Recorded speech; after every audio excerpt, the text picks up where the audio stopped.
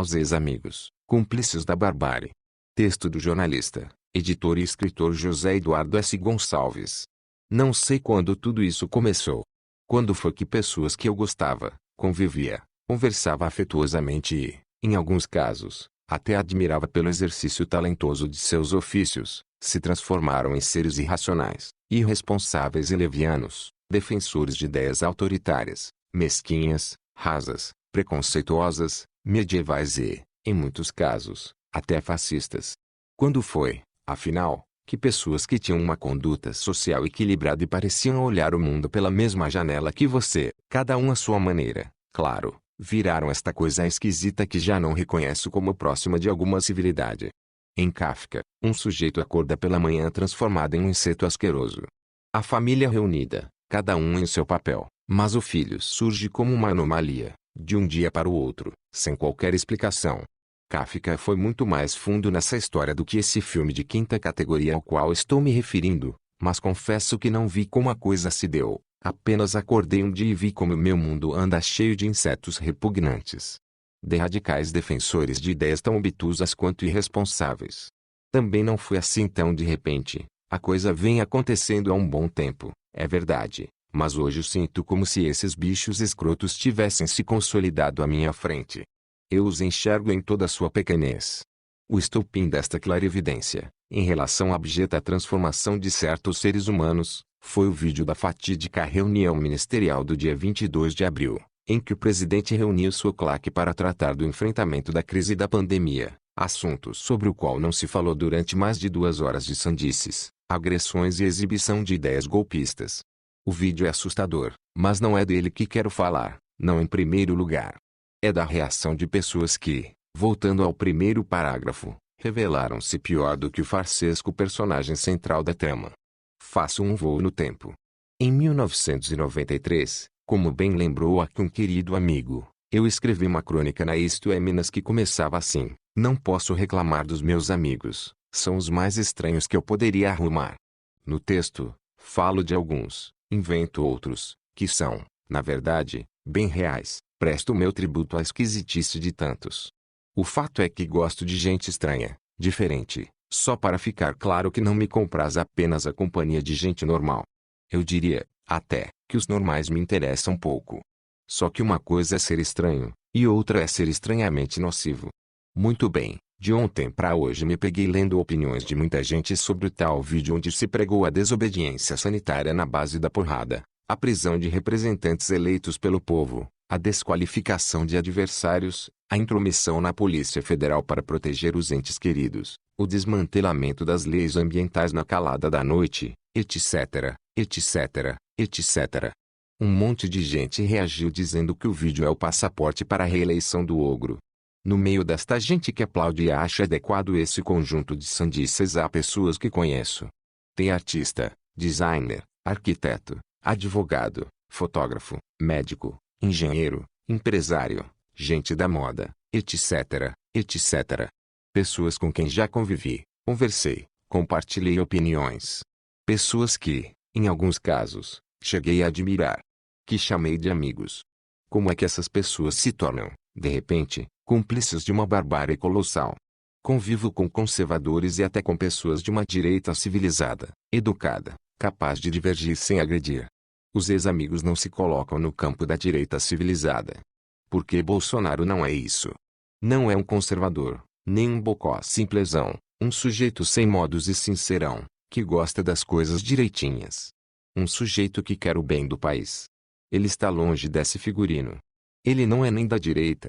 Bolsonaro é o radical fundamentalista da extrema-direita em sua pior versão. Não esqueçamos, ele já defendeu publicamente o fechamento do Congresso e o fuzilamento de adversários políticos, em entrevista a uma emissora de televisão, em 1999, para dar jeito no Brasil, só matando uns 30 mil, o que incluiria, no caso, até mesmo o então presidente Fernando Henrique Cardoso.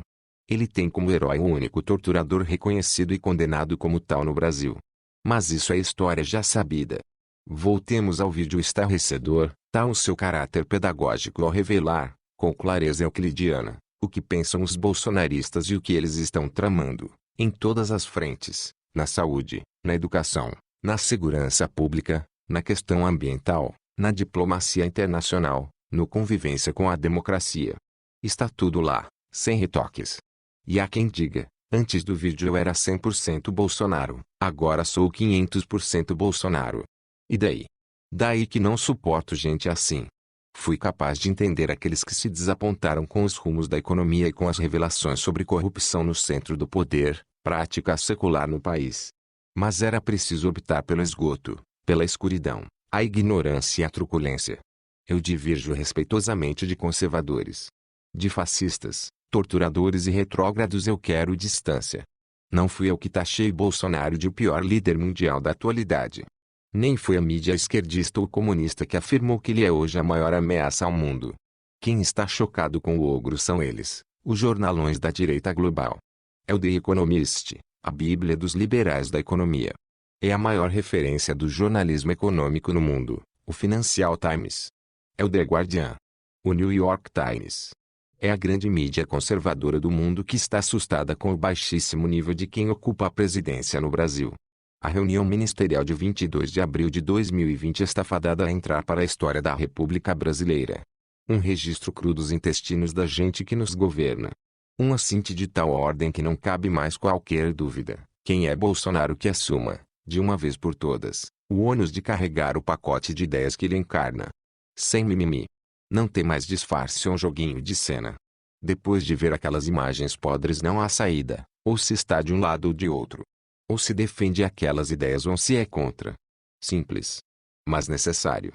Necessário porque o mundo é uma construção coletiva, queiram ou não. E o mundo no qual eu acredito e pelo qual luto é imperfeito e cheio de defeitos, mas é um mundo de razoável civilidade. De valores consagrados universalmente. E até de razoável otimismo.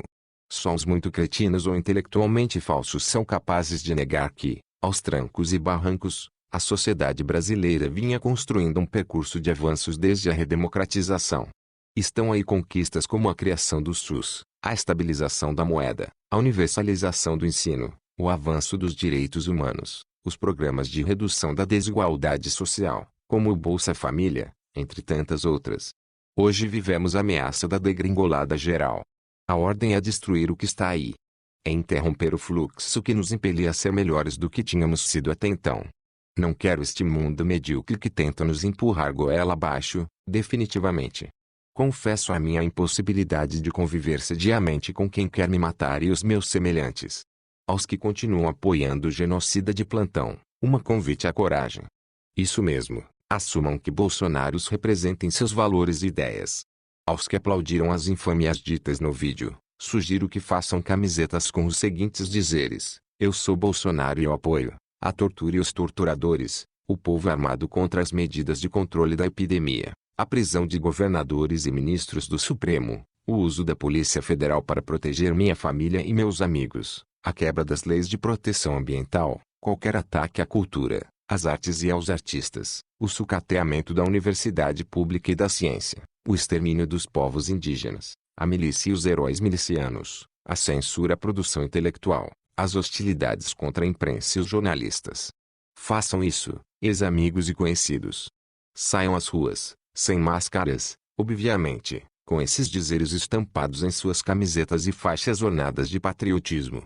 Pois é isso, de fato, o que vocês estão defendendo. Quem apoia Bolsonaro é cúmplice desse pacote de horror. Nessa altura da nossa história, não existe meio termo. Ou você é ou não é a favor dessas ideias.